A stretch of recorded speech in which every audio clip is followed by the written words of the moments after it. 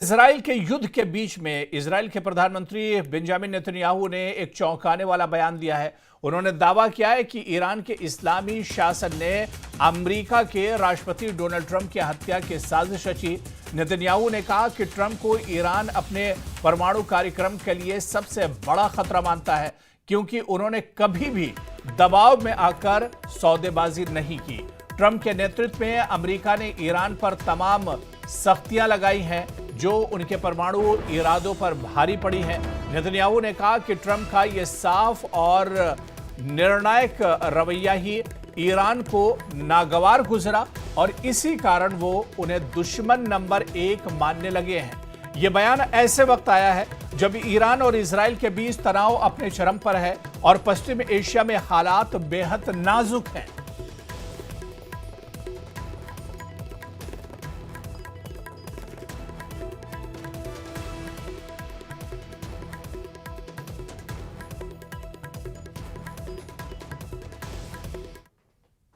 There is a Reuters report just moving saying that President Trump in the last couple of days vetoed an Israeli plan to kill Iran's supreme leader, according to 2 U.S. officials. Is that true? Actually, there's so many false reports of conversations that never happened, and I'm not going to get into that. But I can tell you, I think that we do what we need to do. We'll do what we need to do, and I think the United States knows what is good for the United States, and I'm just not going to get into that. Israeli Iran युद्ध के बीच America के राष्ट्रपति Trump ने बड़ा बयान जारी किया है। डोनाल्ड ट्रंप ने कहा है कि इजरायल ईरान युद्ध पर बैठकों का दौर जारी है और दोनों देशों में शांति समझौता संभव है।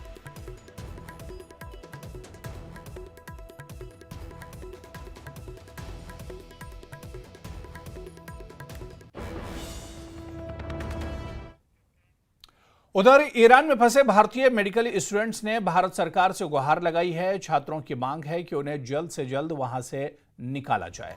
इजरायल के हमलों की वजह से ईरान में हालात बेकाबू होते जा रहे हैं, जिसकी वजह से वहां रहने वाले भारतीय छात्र दहशत में हैं।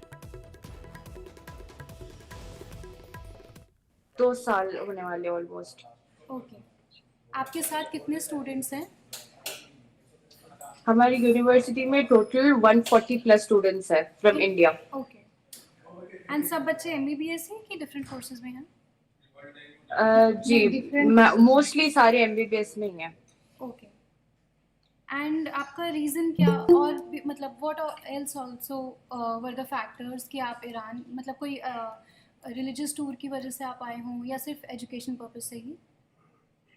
नहीं, हम सिर्फ एजुकेशन पर्पस की वजह से we have chosen Iran. Okay, and embassy से अभी आपका कितना कांटेक्ट हुआ है? How are you in touch with embassy? उन्होंने अभी हेल्पलाइन नंबर्स भी इशू किए थे। जी, हेल्पलाइन नंबर से लोगों ने इशू किया and we tried contacting them.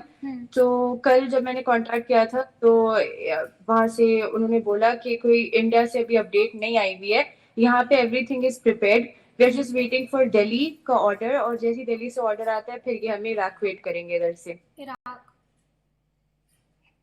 इन लोगों ने हमारा नाम और हमारी इंफॉर्मेशन ली हुई है, बस हम लोग दिल्ली के ऑर्डर का वेट कर रहे हैं। ओके, तो फिर